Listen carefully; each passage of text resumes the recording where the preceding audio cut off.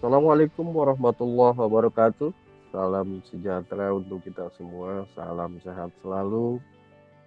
Salam dan bahagia. Kembali dengan saya Jalaluddin Murki dengan semangat selalu berbagi agar hidup bisa lebih berarti. Bapak Ibu operator hebat di seluruh Indonesia khususnya untuk operator PKBM dan SKB.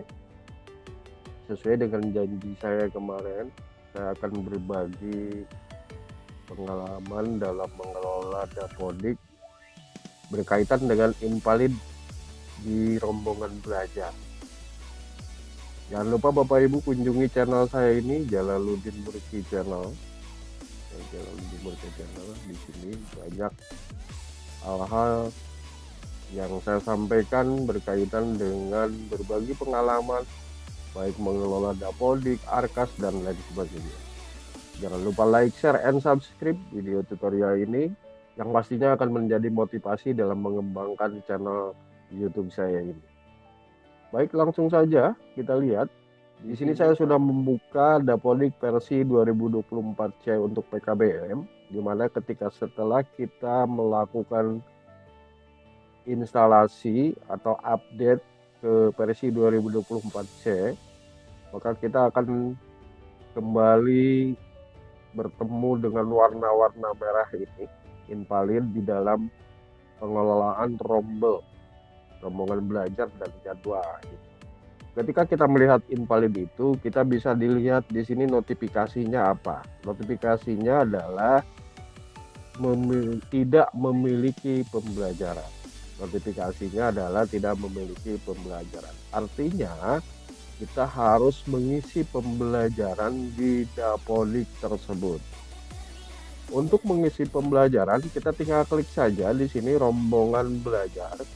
Karena di sini adalah invalid di rombongan belajar, maka kita pilih rombongan belajar lalu klik reguler. Kemudian kita nanti akan diminta untuk memasukkan pembelajarannya. Lalu kita klik pembelajarannya. Di sini ada materi pembelajaran yang harus kita sampaikan, yang harus kita berikan kepada peserta didik kita. Apa saja pembelajaran yang harus kita isi? Tentunya struktur kurikulumnya yang harus kita ketahui. Struktur kurikulum terbaru itu Bapak Ibu ada di Kepmen 262 tahun 2022. Struktur kurikulum untuk jenjang paket A, struktur kurikulum untuk jenjang paket B, struktur kurikulum untuk jenjang paket C, semuanya ada di Kepmendikbudristek nomor 262 tahun 2022. Bapak Ibu bisa lihat di mana Kepmen ini adalah perubahan atas keputusan Menteri Pendidikan dan Kebudayaan, Riset dan Teknologi nomor 56. Tinggal Bapak Ibu cek saja di sini. Kita lihat di sini struktur kurikulum paket A ada berapa pelajaran. Yang pertama ada pendidikan agama, yang kedua ada pendidikan Pancasila, yang ketiga ada bahasa Indonesia, keempat matematik, kelima IPS. Kalau di sini masih IPAS, dan nama ada PJOK, ada seni budaya dan bahasa Inggris. Nah, ini struktur kurikulum terbaru yang Bapak Ibu harus isikan di mata pelajaran. Berarti yang pertama ini yang kita isi. Untuk pelajaran agama, Jenny. Nah, di sini masukkan SK contoh 23, SK mengajar ngerias.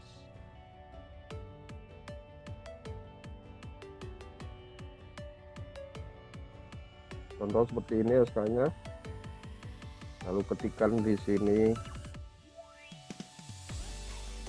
tanggal penetapannya. Kalau masih pakai SK 1 tahun tinggal kita rubah saja. Di sini jamnya ini sudah pasti tidak bisa dibagi karena jam maksimal itu 24. Ini semua harus diisi. Kedua PKN. Ketiga bahasa Indonesia.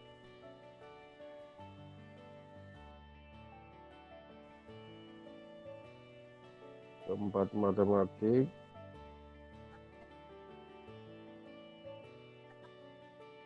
Ini pembelajaran harus diisi semua. Kalau pengembangan diri, pengembangan kapasitas masuk kepada pemberdayaan. Ini semua harus diisi semua. Kenapa? Karena akan berpengaruh nanti kepada pengisian nilai raport. Jadi Bapak Ibu jangan hanya asal tidak invalid saja, hanya ngisi satu mata pelajaran. Nanti akan berpengaruh, Bapak Ibu tidak akan bisa ngisi nilai raport.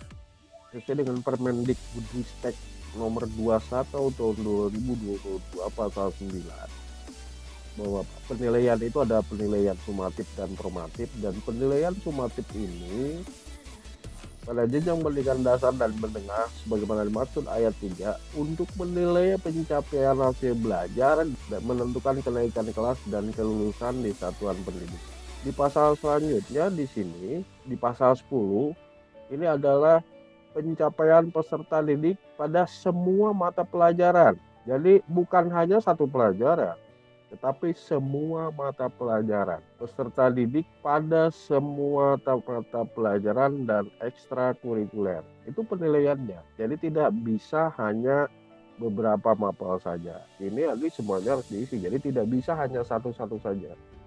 Kalau kita sudah mengisi semua mata pelajaran ini, maka nanti otomatis ketika di penilaiannya akan terisi. Jadi ketahuan, kalau hanya mengisi beberapa mata pelajaran aja, di pasal 10 sudah jelas bahwa tidak memenuhi kriteria kelulusan dan kenaikan kelas. Kalau sudah diisi begini, nama tutornya, nama SK-nya, tangganya, lalu kita klik simbah.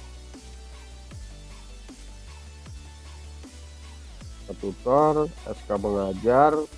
SK mengajar itu bisa per 6 bulan sekali, bisa setahun sekali, tergantung kebiasaan di satuan pendidikannya. Kalau saya biasanya 1 tahun sekali penggantian SK mengajar.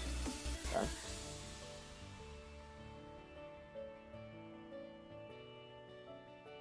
Kalau udah selesai kita lihat validasinya, lihat validasinya. Yang kelas 6, kelas 5 dan kelas 6 sudah habis. Sekarang kita tinggal kelas 10. Coba tes kelas 10 dan kelas 11 ya. Kelas 10 dan kelas 11. Kelas 10.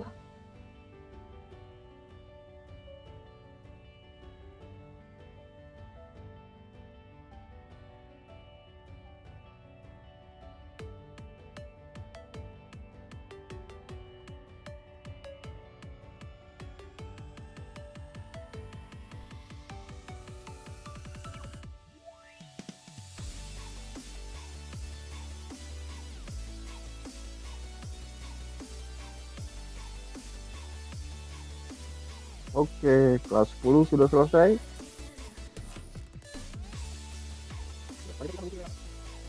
Demikian Bapak Ibu sesi berbagi kali ini berkaitan dengan pengisian invalid pembelajaran di dalam Dapodik Satuan Pendidikan khususnya di PKBM dan SKB. Tonton terus sesi berbagi yang saya sampaikan di channel Jalaluddin Murki ini. Semoga bermanfaat, kurang lebihnya mohon maaf. Salam apik, salam data berkualitas. Assalamualaikum warahmatullahi wabarakatuh.